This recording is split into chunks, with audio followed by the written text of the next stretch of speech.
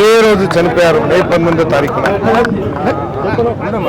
మేధావి డాక్టర్ సుధాకర్ మే 21న చనిపోయారు. ఈ మాసం దళితుల చరిత్రలో ఒకటి చీకటి మాసంగా గుర్తించాల్సిన అవసరం ఉందని చెప్పేసి భావిస్తాను. దళితుల మీద దౌర్జన్యాలు, ప్రశ్నిస్తే ప్రశ్నించిన గొంతుకుల కోసే నైజం, తప్పుల్ని ఎత్తి చూపిస్తే కేసులతో వేధించిన వైఎస్ఆర్సీపీ ఈరోజు మళ్ళీ మొసలి కన్నీరు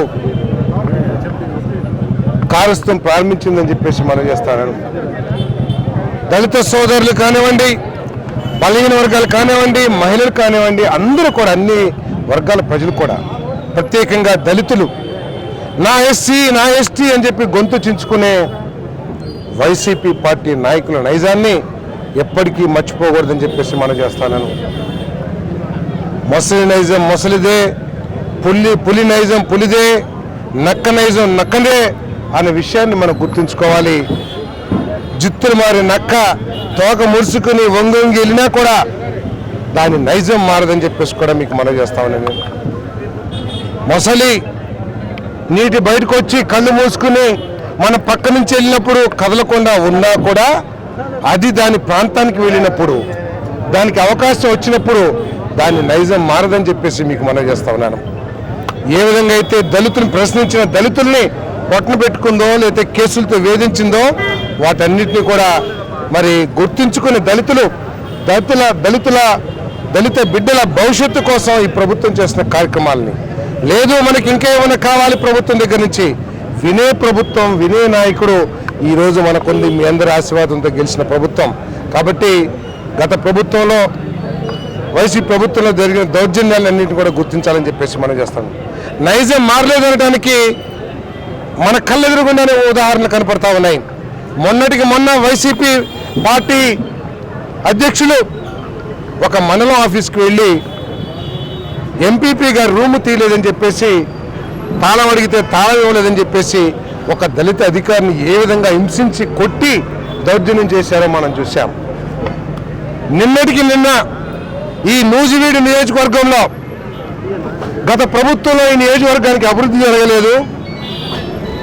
ఈ ప్రభుత్వంలో అభివృద్ధి జరుగుతుంది. ఈ నియోజకవర్గంలో దళితులు, బలహీన వర్గాలు, పేదలు, మహిళల మాట వినటానికి ఒక వ్యక్తి ఉన్నాడు అని సోషల్ మీడియాలో ప్రచారం చేస్తే దానికి కావాలంటే మీరు కౌంటర్ ఇచ్చుకోండి.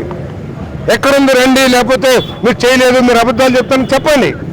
అంతేకాని మీ ముఖ్య నాయకులు ఎవరో కార్యకర్త కాదు, మీ ముఖ్య నాయకులు వారి ఇళ్లకు వెళ్ళి 2029లో నీ సంగతి చూస్తాం, ఇంకొకడు పరిణామాలు నీకు తెలుసా, ఎందుకు పెడుతున్నావు అని చెప్పేసి ప్రశ్నించారంటే వాళ్ళ నైజం మారలేదనే విషయాన్ని మీరు గుర్తించాలని చెప్పేసి మనం చేస్తామన్నా. నేను వైసీపీ నాయకులు, కార్యకర్తలకి తెలియజేస్తామన్నా, నేను గెలిచినా ఓడినా కోటలో దాక్కునేవాడిని కాదు. ఎప్పుడైనా సరే గెలిచినా ఓడినా కష్టపడి ఒళ్ళొంచి పనిచేసే వ్యక్తి నేను. మీ 2029 కాదు కదా, ఎప్పుడు కూడా మా ఎంట్రికలు కూడా పీకలేరని చెప్పేసి, మా ఎంట్రికలు కానీ, మా కార్యకర్తల ఎంట్రికలు కానీ, మా బలహీన వర్గాల ఎంట్రికలు కానీ, మా పేద వర్గాల ఎంట్రికలు కానీ పీకలేరని చెప్పేసి నేను చాలా తెలియజేస్తాను. దయచేసి మీ రాజకీయం మీరు చేసుకోండి, మీ విమర్శలు మీరు చేసుకోండి. మేము మాట్లాడగలిగితే, సమాధానం చెప్పగలిగితే సమాధానం చెప్తాం. ఒకవేళ సమాధానం చెప్పలేని పరిస్థితి ఉన్నా, లేదు మేము ఏమైనా నియోజకవర్గానికి అన్యాయం చేసినా, మీలాగా మేము పనిచేయలేకపోయినా, ప్రజాస్వామ్యంలో ఒకటే 5 సంవత్సరాలకు ఒకసారి జరిగే ఎన్నికల్లో శిక్ష, ప్రజలు వేసే శిక్ష ఓటమి. ఆ శిక్ష గురవుతాం. ప్రజాస్వామ్యాన్ని మేము గౌరవిస్తాం. అంతేగాని బెదిరించి మీరు ఏదో పబ్బం గడుపుకుందామంటే జాగ్రత్త, ఖబర్దార్ అని చెప్పేసి మాత్రం తెలియజేస్తున్నాం.